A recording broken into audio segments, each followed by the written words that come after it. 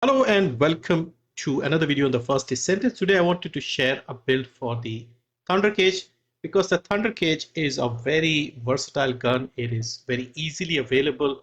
Um, it's an ultimate gun and one of the best guns in my opinion. Plus it's very easy to get the extra copies of the gun to improve the unique ability. So it's generally very highly recommended, and I think if you are finishing up the campaign or even if you're in the late game, I still use this as the main gun for most things. So you should have a fully built up Thunder Cage. I think that is the first thing you should max out even before maxing out your Descendant.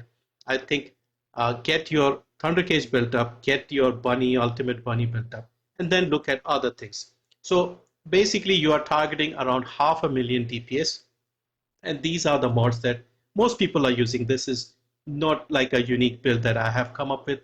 I've seen a lot of content creators with their Thunder Cage builds, and most of them are very similar, apart from maybe one or two mods that they use differently depending on their preference. So for example, this one here, support concentrate support ammo. I've seen people use expand weapon charge instead. This gives you a little more bullets in your magazine, but otherwise very similar. This one gives me a little more critical hit damage at the expense of a few more bullets in the magazine, but it doesn't really make a difference. So you can take a screenshot if you want. But yeah, generally most people are going with a similar thing. What we are trying to do here is increase the firearm attack, increase the critical hit damage, and increase the critical hit rate. So chance of doing a crit, you have to increase that. And then when you crit, the chance of doing a lot of damage, how much damage you do when you crit. That is all you have to focus on. More DPS, more damage. And yeah, that's it. You can increase the fire rate, increase some weak point damage with this one. And so this is generally what you'll end up with, around 480 to 540. That's what I've seen most people running with.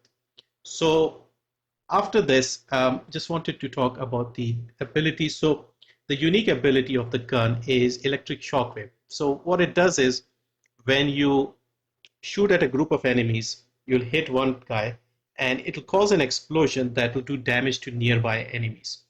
And if you have the gun maxed out, by that I mean if you have multiple copies and you enhance the unique ability to the maximum level, it'll do a lot more. It'll be much more guaranteed. The radius will increase, etc. So very handy, even if this gun isn't the most powerful in terms of DPS. For example, the Enduring Legacy can go much higher. This gun causes that explosion which takes out a lot of enemies. So it's much better for clearing out outposts and things like that. So this unique ability, you increase that by making extra copies of the gun and then basically feeding it to increase the unique ability. So you get one copy from the campaign and then one more, which shows you how to do this unique thing.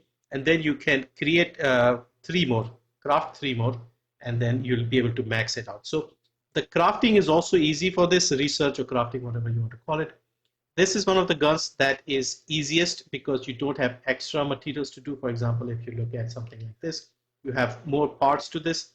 This one doesn't. And on top of that, all the parts are available on sterile land in the normal difficulty mission. So you just have to do them over and over until you keep getting three more parts to craft them. So you could actually do it before you finish the campaign, which will make doing the campaign also much easier. So sterile land is one of the first places that opens up. I think it's the second zone that opens up. So you can do that, get the multiple copies, and you'll have a much easier time completing the game. So in my opinion, you should focus on maxing out the Thunder Cage first, then maybe one of the Descendants, probably Bunny, and then look at other things. That will be the best way to do this. So yeah, I'll show you this once again if you want to take a screenshot or something. Fully maxed out, all the modules done, energy activator added. So we are looking at 75 out of 80, but everything you can see has catalysts here, and this works very well.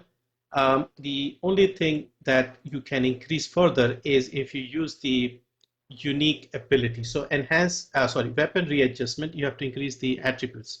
So if you see here, I have 4 gold attributes, and firearm attack increase, firearm critical hit rate, firearm critical hit damage. These are perfect rolls. These are gold rolls. I would like to have something else in the recoil category. Maybe instead of recoil, one of the others here, maybe attribute status effect. This would be nice. and it'll increase the DPS a little bit by doing that. So once you get into the build page, it'll go up to maybe 520, 540 maximum. I haven't seen anybody more than 540 as far as I can tell. So this is almost perfect. So I'm more than happy with this. It's already doing 500,000 damage, more than enough for clearing most content. So this is what you're looking to get in the rerolls here. You will need a lot of these fine readjustment control things. Let me see if I can craft a few. They cost quite a bit, but if you have enough of the liquid metal or whatever is needed, you can craft quite a few of them. So see, I'm crafting other guns, multiple copies of them. So enhancement, these two things. So if you can craft a bunch of these, let's see if I can craft some.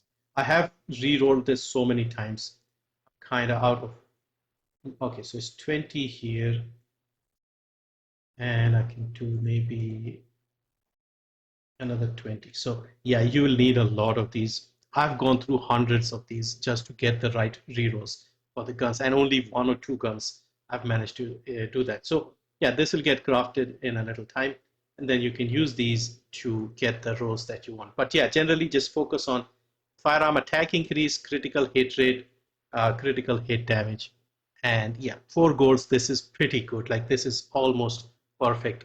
I don't really need to do too much more. And so yeah, if you get the Thunder Cage fully maxed out, it'll make your life easier. You can clear content faster.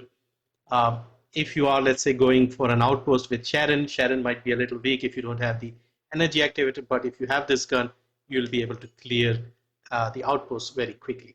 So hopefully this was useful if you are trying to max out the Thunder Cage. Thank you for watching. See you in the next one.